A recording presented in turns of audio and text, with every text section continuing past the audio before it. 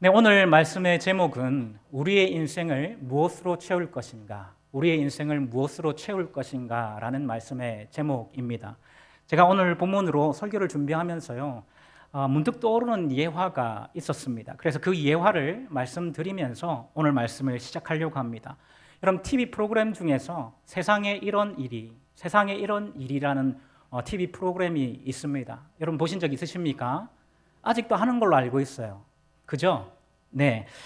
세상에 이런 일이라는 프로그램이 있는데요. 이 프로그램에서 충격적인 집이 소개된 적이 있습니다.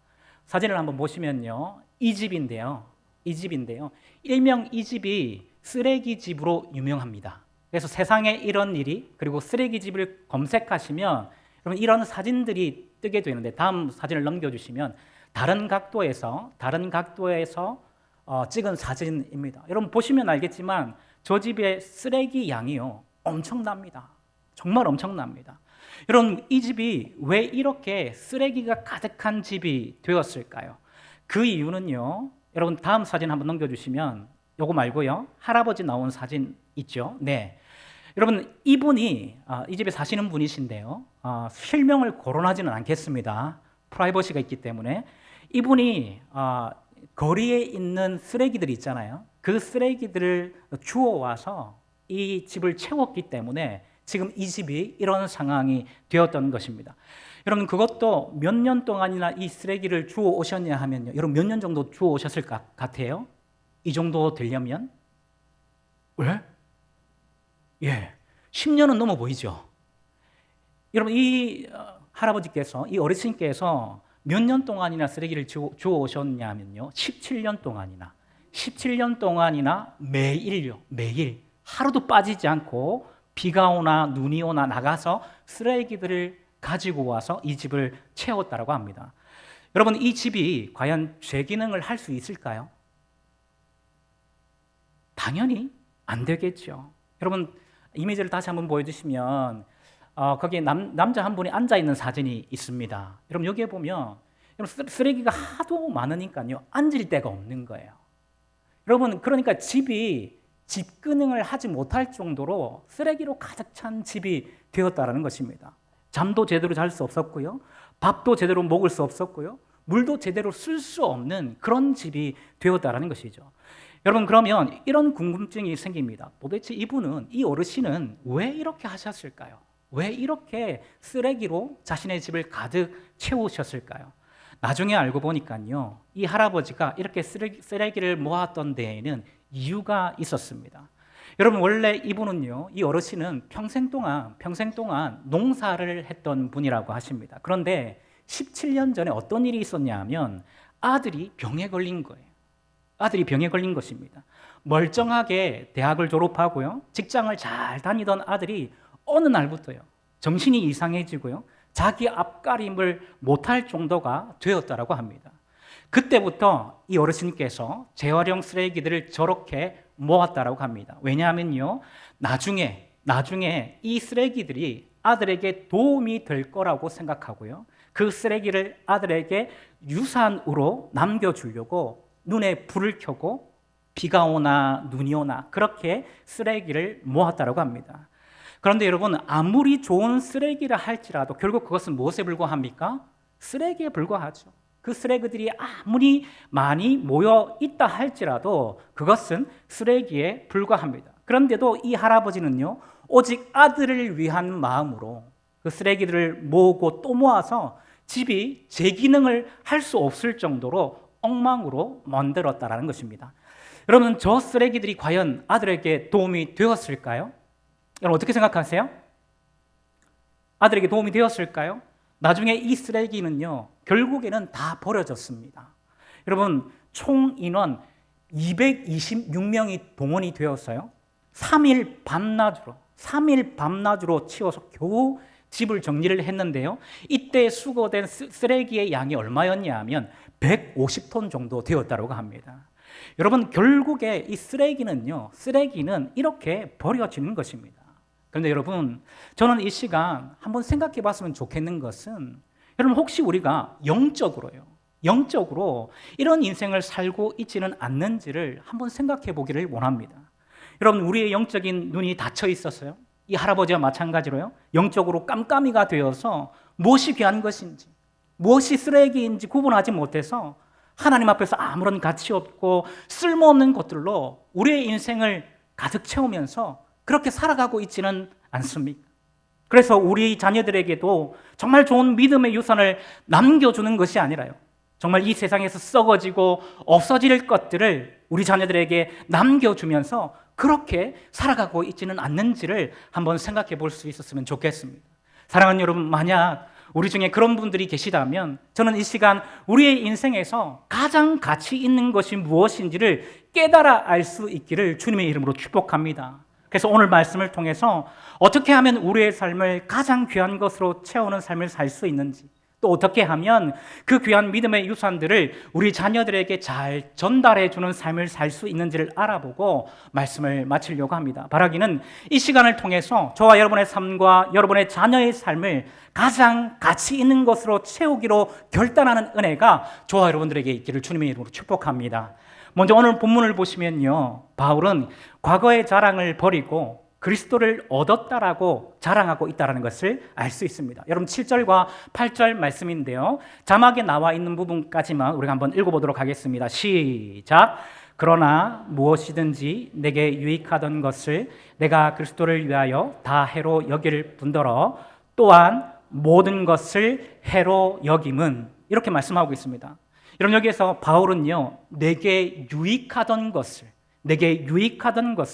내가 그리스도를 위하여 다 해로 여긴다라고 말씀하고 있습니다. 여러분, 여기에서 바울이 말하고 있는 내게 유익하던 것, 여러분, 이것이 무엇을 의미하는 것일까요? 사실 오늘 본문 앞부분이 이 5절과 6절 말씀에서 이것이 언급되고 있습니다. 여러분, 빌립보서 3장 5절에서 6절 말씀 우리 다 같이 한번 읽어보실까요? 시작.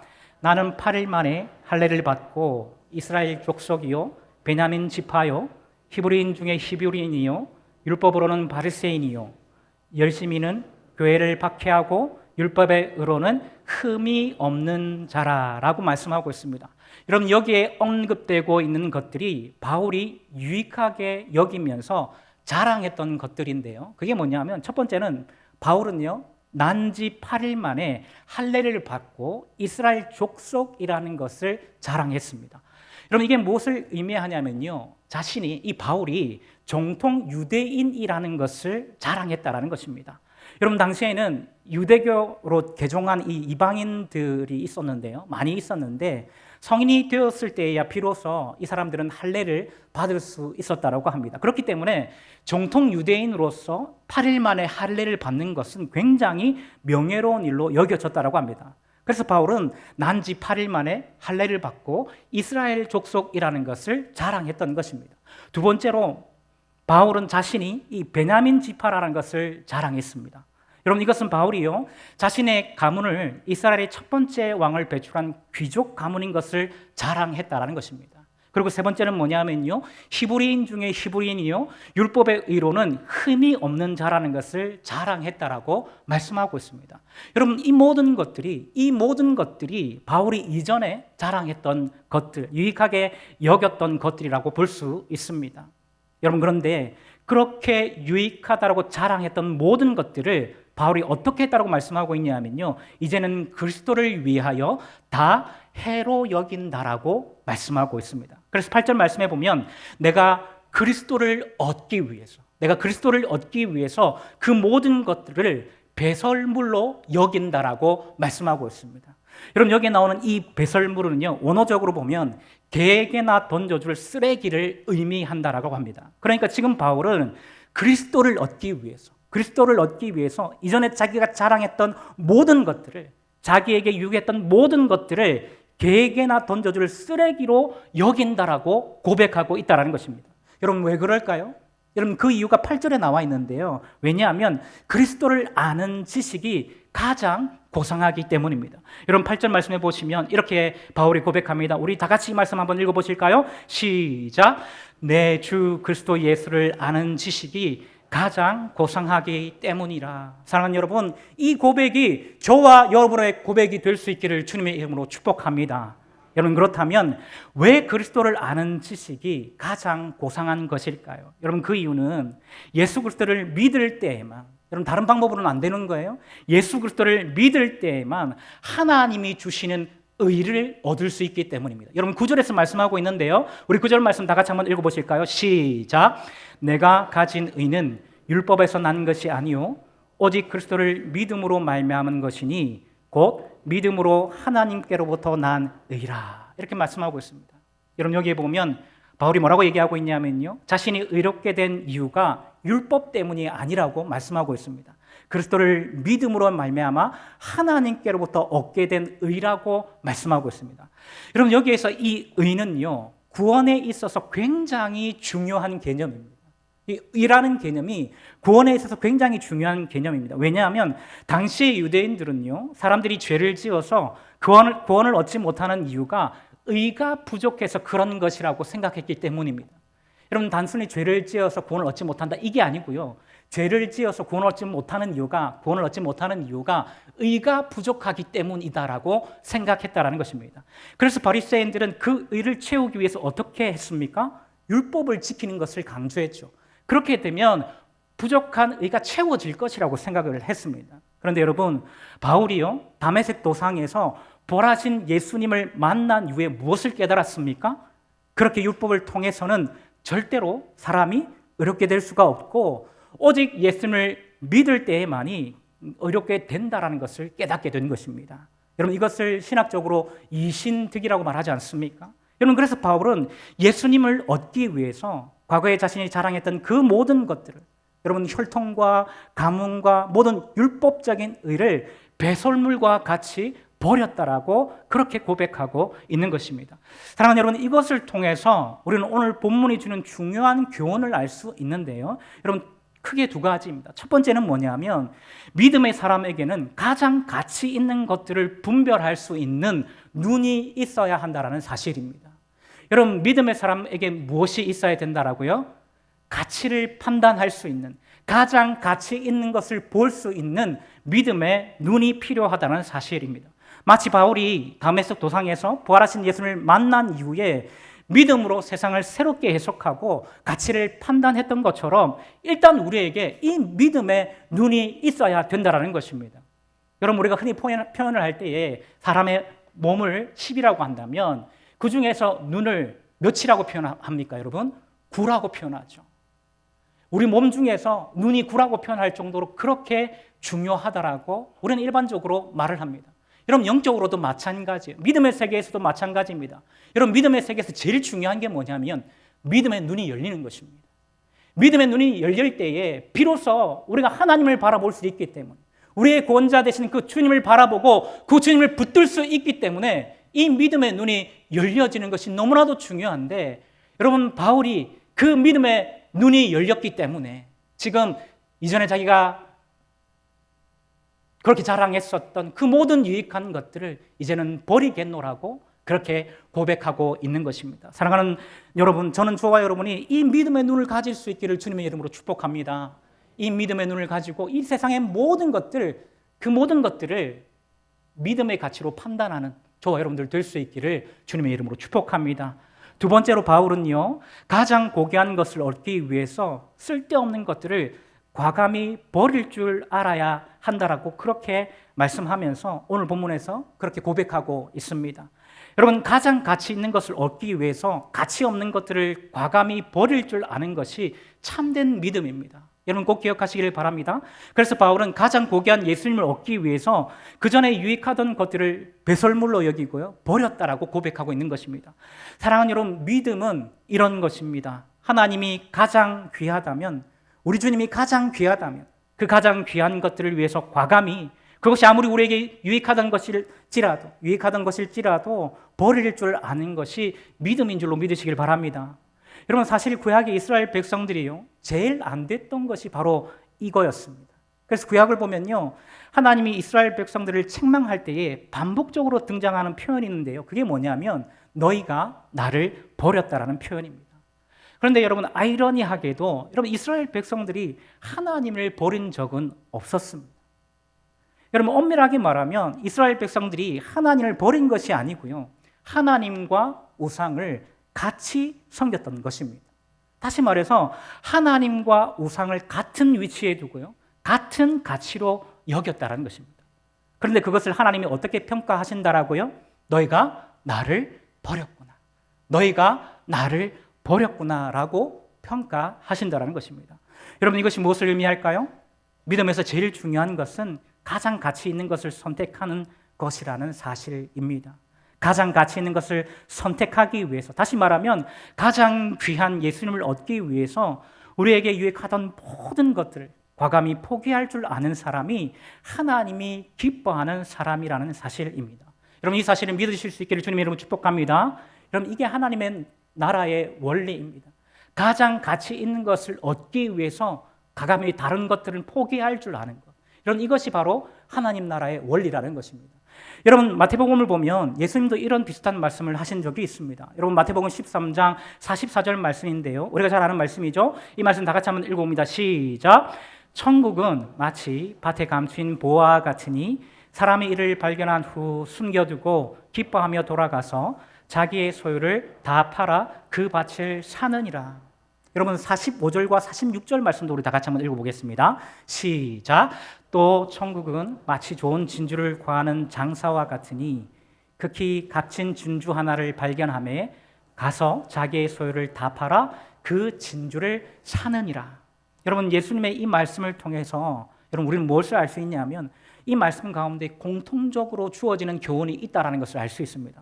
여러분, 그게 뭐냐면요, 가장 가치 있는 것을 얻기 위해서는 선택이 필요하다는 것이죠. 가장 가치 있는 것을 얻기 위해서 버릴 것은 버려야지 그 귀한 보화와 진주를 얻을 수 있다는 교훈을 우리는 알 수 있다는 것입니다. 여러분, 그런데 만약 이게 안 되면 어떻게 될까요? 이게 안 되면 앞에서 봤던 그 어르신처럼 우리의 인생을요, 쓰레기와 같은 것으로 채우는 인생이 된다는 것입니다. 오늘 본문에서 바울이 말씀하고 있는 것처럼 개에게나 던져줄 쓰레기로, 배설물로 채우는 것과 다를 바 없는 인생이 된다는 것입니다. 그렇기 때문에 우리의 삶이, 여러분, 그런 삶이 되지 않기 위해서는요, 제가 두 가지를 말씀드렸습니다. 일단 무엇이 열려야 된다고 말씀드렸습니까? 믿음의 눈이 열려야 하고요. 두 번째는요, 가장 귀한 것을 얻기 위해서, 심지어 그것이 우리에게 유익한 것이 된다 할지라도 과감히 버릴 줄 알아야 한다는 것입니다. 여러분, 둘 다 가지는 것은 하나님이 기뻐하시는 믿음이 아니에요. 가장 귀한 것, 항상 하나님은 가장 귀한 것을 너희가 가지기를 원한다고 말씀하시는데요, 믿음으로 너희가 그것을 가지기를 원한다고 말씀하시는데, 그 가장 귀한 것을 위해서 과감히 포기할 것은 포기할 때에 하나님이 가장 귀한 것을 우리의 삶과 우리의 자녀들의 삶을 채우실 줄로 믿으시길 바랍니다. 사랑하는 여러분, 이 사실을 꼭 기억하시고요, 저는 저와 여러분들의 인생을 가장 귀한 예수님으로 채우기로 선택하는 은혜가 있기를 주님의 이름으로 축복합니다. 그리고 거기서 끝이 아니라요, 우리 자녀들에게 그 귀한 예수님을, 그 귀한 믿음의 유산을 잘 전달하시는 은혜가 있기를 주님의 이름으로 축복합니다.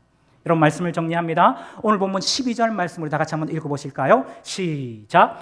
내가 이미 얻었다 함도 아니요 온전히 이루었다 함도 아니라 오직 내가 그리스도 예수께 잡힌 바 된 것을 잡으려고 달려가노라. 아멘. 여러분, 여기에 보면 이미 구원을 얻은 바울이요, 아직 그 구원을 얻지 못한 것처럼, 온전히 구원을 이루는 이 바울이 온전히 그 구원을 이루지 못한 것처럼 예수께 잡힌 바 된 것을 잡으려고 달려가겠다라고 표현하고 있습니다. 여러분, 이것이 무엇을 의미하냐면요, 하나님의 구원은 이미 이루어졌지만 그 구원을 누리며 살아가기 위해서는 우리의 노력이 필요하다는 사실입니다. 여러분, 어떤 노력이요? 무엇이 가치 있는 것인지를 판단할 줄 아는 노력, 그리고 진짜 가치 있는 일들을 위해서 우리의 것을 포기할 줄 알고 우리의 물질과 시간을 내어줄 줄 아는 노력이 필요하다는 것입니다. 사랑하는 여러분, 우리 교회는 내일부터 다음 세대와 함께하는 특별 새벽기도회를 진행합니다.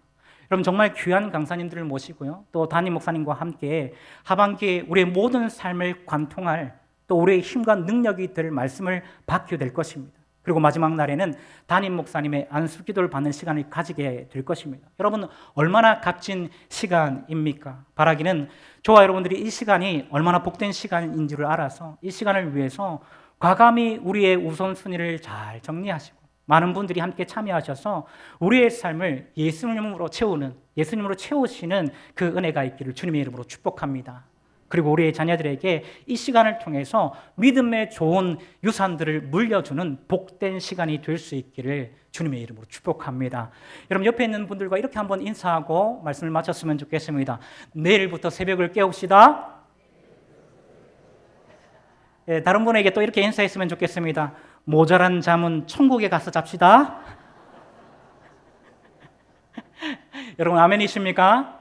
아멘이십니까? 우리가 새벽을 깨우면서 우리의 삶을 또 우리 자녀들의 삶을 예수로 채우는 삶을 살아갈 수 있기를, 가장 귀한 이 예수님으로 채우면서 살아가는 삶을 살아갈 수 있기를 주님의 이름으로 축복합니다.